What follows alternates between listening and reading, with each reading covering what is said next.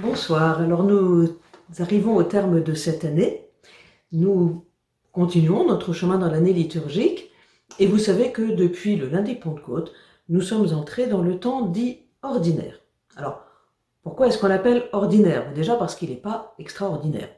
Il fait ressortir les temps forts que sont l'Avent et le temps de Noël d'un côté, et puis le Carême et le temps pascal de l'autre, parce que le temps ordinaire est coupé en fait en deux parties très inégales. Une première partie qui va du baptême du Seigneur jusqu'au mercredi des cendres, et puis qui dure 5-6 semaines, et puis un peu plus parfois, et puis une deuxième partie beaucoup plus longue, qui va faire une vingtaine de semaines, entre le lundi de Pentecôte, donc la Pentecôte, et le Christ roi. Et ensuite, on entre dans une nouvelle année liturgique. Voilà. Donc, le temps ordinaire n'est pas un temps extraordinaire, c'est déjà une première chose. Et puis, surtout, ordinaire signifie qui découle d'un ordre de choses. Donc, le temps ordinaire, c'est le temps qui est dans l'ordre des choses. C'est un temps qui est ordonné autour de l'événement central qui est la fête de Pâques, la résurrection, le sommet de notre salut. L'année liturgique, on l'avait vu l'année dernière, n'est pas un cycle fermé qui se répète comme ça d'année en année de façon identique. En fait, ce temps nous permet de célébrer sur 3 années, et c'est pour ça que ça ne se répète pas identiquement, les merveilles du salut accompli par Dieu en Jésus-Christ. Mais ce temps ordinaire, cette période, ne regarde pas seulement vers le passé.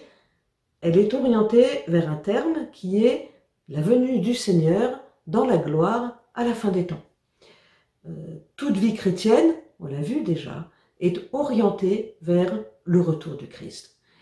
Et ce désir de rencontre avec le Christ, ce désir de face à face avec Dieu, nous demande une conversion permanente, c'est-à-dire un enrichissement progressif de notre foi, de notre relation à Dieu. Et en réalité, c'est tout le mystère du Christ, qui est un appel permanent à la conversion et à l'accueil de la grâce. Qu'est-ce qu'on entend en fait par conversion? Prenons l'exemple des disciples d'Emmaüs. Vous savez, au soir de Pâques, les 2 disciples là, ils sont enfermés dans leur désespoir, leur sentiment d'échec, le Christ est mort, tous leurs espoirs s'évanouissent, ils sont tristes, ils s'éloignent de Jérusalem, le lieu du salut pourtant, ils retournent chez eux, ils retournent en arrière, ils s'enfoncent dans la nuit, ils s'enfoncent dans l'impasse. Le Christ vient à leur rencontre, éclaire leur vie par l'interprétation des Écritures et les conduit progressivement vers le désir d'une rencontre qui va leur ouvrir les yeux. Alors, le cœur brûlant, ils repartent à Jérusalem pour annoncer la bonne nouvelle de la résurrection. Ils ont vécu un retournement intérieur, c'est-à-dire cette conversion qui fait d'eux les témoins du ressuscité. Cette expérience de conversion, c'est celle que nous propose chaque Eucharistie. De cette manière, pas à pas, dimanche après dimanche, nous sommes invités à entendre la parole de Dieu, à faire Église avec les autres et à recevoir la grâce sacramentelle pour convertir nos comportements et enrichir notre foi. Alors ça suppose un arrachement à ce qui nous préoccupe pour entrer dans la préoccupation de Dieu, c'est-à-dire le salut de tous. L'Eucharistie, c'est le premier chemin de conversion, parce qu'elle est écoute et accueil de la parole de Dieu, mais aussi participation à la communion avec le Christ, non seulement la communion eucharistique, mais la communion de vie. L'Eucharistie n'est pas le seul chemin de conversion, il y a toutes les autres formes de liturgie, notamment la liturgie des heures, et puis tout ce qu'on appelle les exercices de piété, l'adoration, le chapelet, les neuvaines, etc. Et puis bien sûr, la prière personnelle, et si possible quotidienne. Alors vous me direz que tout ça, ce n'est pas spécifique au temps ordinaire, on peut le faire toute l'année, oui c'est vrai, mais le temps ordinaire est plus paisible, il s'écoule tranquillement, il est moins chargé en célébrations particulières, et donc il permet tous ces exercices de piété de trouver plus facilement leur place, voilà, et de se déployer. Tout ça nous révèle que notre vie est un lieu de passage du Christ, un mouvement permanent, paisible, où on se laisse entraîner par le Seigneur sur des chemins nouveaux. il nous tourne vers l'avenir, la rencontre avec le Christ et le face-à-face avec Dieu. Mais pas seulement. Le pape François, dans son encyclique La joie de l'Évangile, écrivait « Tout chrétien est missionnaire dans la mesure où il a rencontré l'amour de Dieu en Jésus-Christ.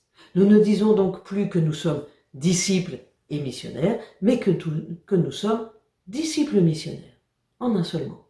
C'est la même chose. Être disciple, c'est être missionnaire. Je vous l'ai dit la dernière fois, le sacrement de confirmation fait de nous des disciples missionnaires. Vous allez recevoir une force quand le Saint-Esprit viendra sur vous. Vous serez alors mes témoins à Jérusalem, dans toute la Judée, en Samarie et jusqu'aux extrémités de la terre. C'est ce que nous dit saint Luc dans les Actes des Apôtres. Allez de toutes les nations, faites des disciples, c'est dans saint Matthieu. Allez dans le monde entier, proclamez l'évangile à toute la création, c'est dans saint Marc et même dans saint Jean. De même que le Père m'a envoyé, moi aussi, je vous envoie. Faire des disciples, proclamer l'évangile, témoigner, évangéliser, ce n'est pas la principale préoccupation de l'Église. C'est la seule. L'Église existe pour évangéliser, écrivait déjà Paul VI dans les années 70. Cet appel s'adresse à chacun, pas seulement aux prêtres et aux missionnaires, pas seulement aux consacrés, ça s'adresse à tous les baptisés. L'Église, c'est-à-dire vous et moi, existe pour évangéliser, pour annoncer la bonne nouvelle du salut offert à tous les hommes. Évangéliser, c'est pas forcément se mettre à un carrefour avec une pancarte pour haranguer les foules. C'est pas non plus forcément devenir un télévangéliste. Il y a plein de manières en réalité de se mettre au service de la transmission de la foi, parce que c'est ça. L'évangélisation, en réalité, c'est une dynamique, c'est un processus. C'est d'abord être évangélisé, se laisser évangéliser, accueillir le témoignage de vie des disciples, entendre l'annonce explicite de la bonne nouvelle, c'est-à-dire le témoignage oral, adhérer de tout mon cœur au Seigneur, participer à la vie de la communauté chrétienne, accueillir les sacrements et enfin, annoncer moi-même l'évangile par mes actes et par mes paroles. Alors vous me direz, après tout, moi je vais à la messe pour grandir, pour m'élever spirituellement, pourquoi évangéliser, pourquoi partager la foi reçue?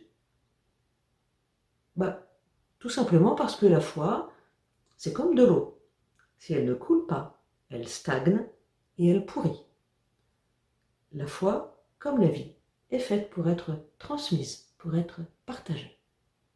Et puis parce que si je me contente de me nourrir sans nourrir à mon tour, je deviens un simple consommateur et finalement un touriste de la foi.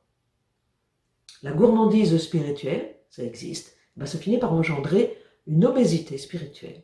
Et à la longue, c'est mortifère.